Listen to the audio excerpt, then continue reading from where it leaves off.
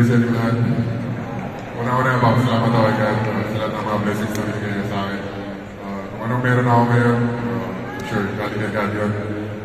Yung talent ko, yung height ko, yung pinaka-asset ko, galing kay God yun. So, kay Boss Arce, maraming salamat.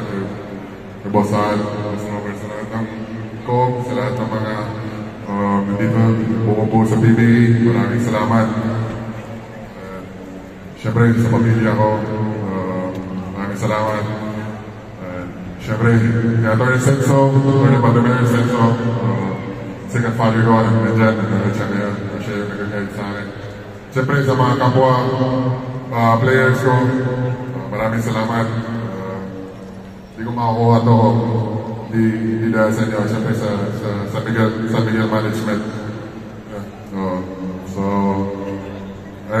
maraming salamat sa inyo. Sana next year ulit. Maraming salamat. Tapos,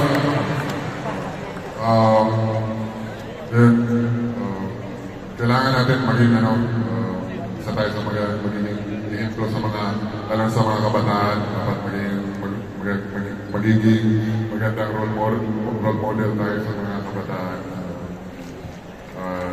Ayun. Maraming salamat kay Boss Arce. Of course. God bless.